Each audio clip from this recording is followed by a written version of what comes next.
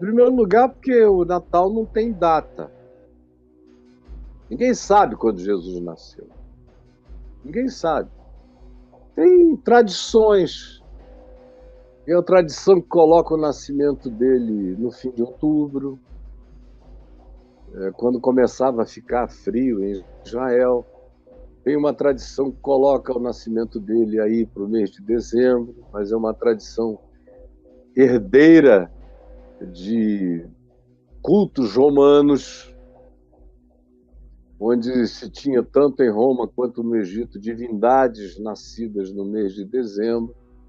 Então, no processo da constantinianização do evangelho que virou cristianismo, uma das absorções dentre as milhares que o cristianismo fez foi desse Cristo que herda a data do nascimento de Mitra, dos romanos, que herda a data do nascimento de divindades egípcias, que herda a data do nascimento de algumas divindades correlatas.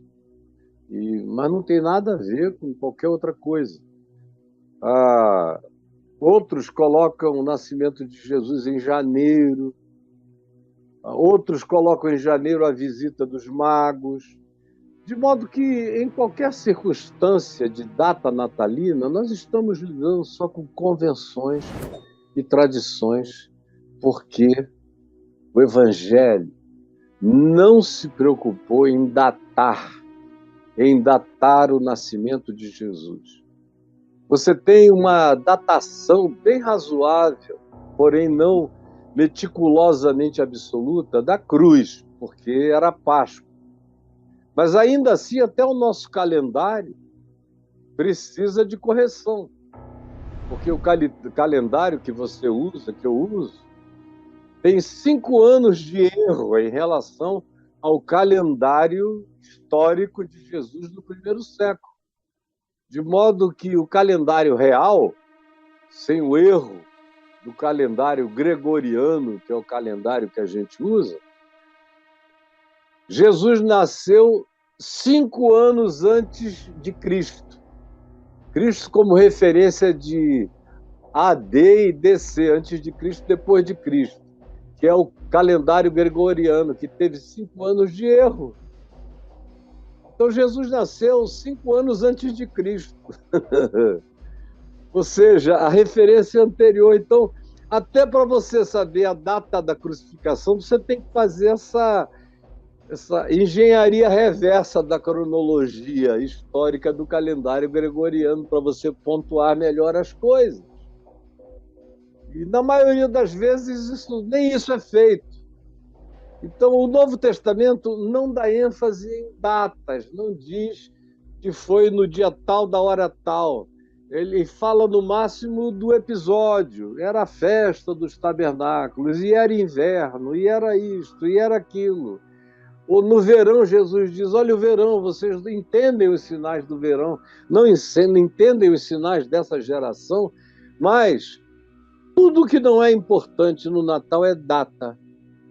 A data é mais para nós, a data é um evento social, é humano, é um holiday, é um feriadão, aonde, como o motivo social, político, dessa parada de final de ano seria o nascimento de Jesus, meu Deus, que coisa boa, que a gente pode parar um período, reunirmos-nos em família, nós que temos a cultura cristã do Ocidente da Terra, reunirmos-nos em família e celebrarmos com alegria a encarnação de Cristo.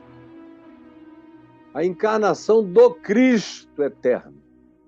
A encarnação do eterno na finitude do espaço-tempo, no diálogo com a história e com os humanos, que é a grande visitação, que é o advento inefável dessa visitação que Paulo diz, daquele que, sendo rico, se fez pobre por amor de nós, para que, pela sua pobreza, nos tornássemos ricos da graça de Deus.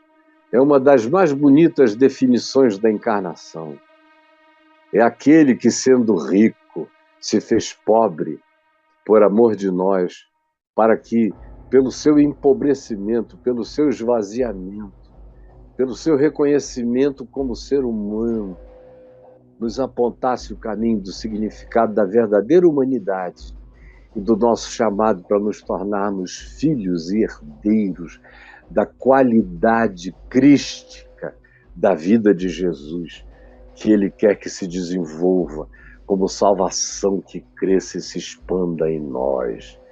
Esse é o sentido mais profundo e original do Natal, da encarnação, da vinda de Deus aos homens, desse maravilhoso conselheiro que veio nos trazer os conselhos mais maravilhosos, que é o Deus forte, que venceu aquilo que Alexandre o Grande não venceu, que os Césares não venceram, que Moisés não venceu, que os faraós não venceram, que os filósofos gregos não venceram, nem os poderosos do mundo, nem os mais ricos, nem os mais sábios, nem os mais adiantados, ninguém venceu, que é a morte. Deus forte, maravilhoso conselheiro de todos os que queiram ter sabedorias irretocáveis, são aqueles que aprendem a humildade de aprender a sabedoria de Cristo, que são princípios que crescem num processo de gravidez de sabedoria na história, onde tudo aumenta, tudo cresce. Ele é esse maravilhoso conselheiro. Ele é o Deus forte que rasgou a morte. Ele é o Pai da eternidade. Até a eternidade nasce dele. Até todos os significados daquilo que precede o espaço-tempo. O espaço-tempo é uma decorrência secundária do Pai da eternidade. Antes do espaço-tempo tem essa eternidade. E tem aquele de quem a eternidade é oriunda, que é o eterno, que está para além de definições eternificantes. Ele simplesmente é, nunca foi visto, nem será visto. Nunca será demonstrável como um pacote irrecusável de lógicas esmagadoras. Não. Basta que alguém fique cara a cara com a invisibilidade da sua sublimidade, que o indivíduo já cai por terra catatônico e perplexificado, sem precisar de lógica para compreender aquilo que excede a todo entendimento, mas nos é dado pela revelação, que é apropriada pela fé que simplesmente abraça, grata e impotente, aquilo que ninguém compreende, exceto se for revelado por um amor inexplicável que nos penetra para além de todo entendimento. Maravilhoso conselheiro, Deus forte, Pai da eternidade e Príncipe da paz. Não é o Senhor dos Exércitos. O Senhor dos Exércitos é contingencial. O Senhor dos Exércitos estava ali ajudando Israel na guerra, da sobrevivência, quando a causa era justa. Quando eles faziam injustiça, o Senhor dizia: vocês estão indo sozinhos. E eles geralmente perdiam, voltavam arruinados, quebrados, porque a causa não era justa. Deus não põe a mão para defender a injustiça, nem a iniquidade, nem a perversidade. O perverso pode até ganhar em seu próprio nome, mas em nome de Deus, o sujeito vai sozinho, vai enfrentar o que quer que ele vai enfrentar em seu próprio nome. Pode ir falando o nome de Deus, levando a bandeira dos templários e dos cruzados. Está sozinho, está ateu na parada, porque Deus não abençoa a ganância, a maldade, o ódio, as motivações perversas de domínio, de continuidade à base da força, do desrespeito pela necessidade humana. Deus não se associa a esses. Embora eles falem em nome de Deus, Deus diz: eu não sei quem vocês são. Jesus nos ensinou isso em Mateus 7. E o Velho Testamento está cheio de alusões a esse fato, a essas histórias, a esses episódios. Então, é o príncipe da paz. É aquele que ensina a gente a dar outra face, a andar mais uma milha, a ir adiante, a amar o inimigo e orar por aqueles que nos perseguem, a não ficar julgando ninguém com julgamentos peremptórios, escatológicos, nem de nenhuma natureza, a não difamarmos, a não levantarmos falso testemunho que destrói a alma e a vida de ninguém.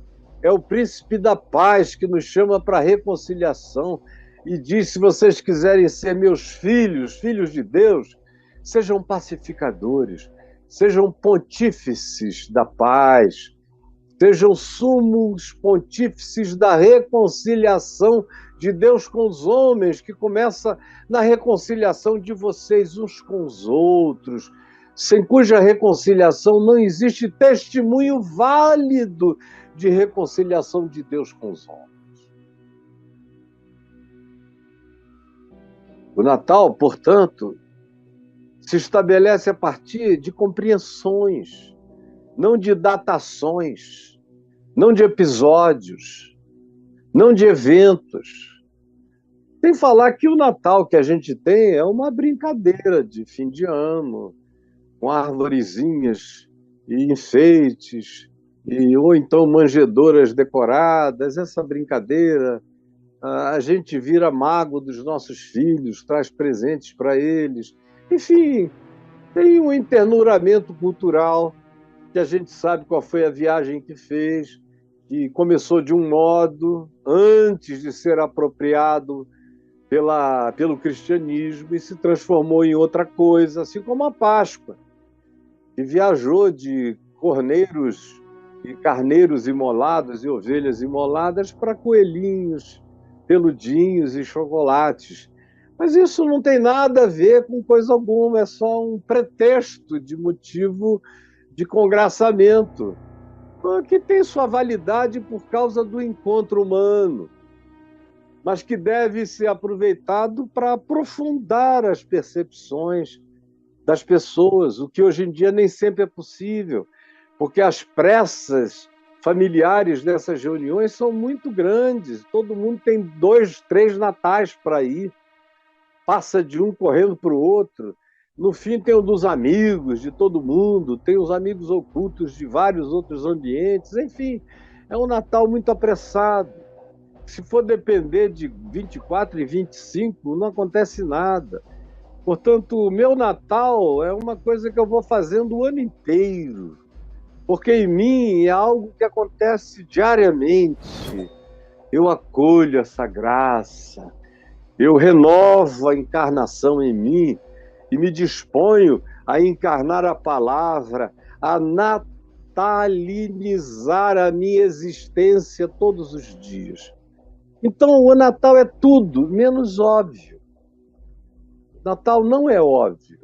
O Natal nem todo mundo vê, nem todo mundo celebra, nem todo mundo compreende, nem todo mundo faz dele o que ele é, ou seja, um projeto de encarnação do Evangelho para todos os dias da nossa vida.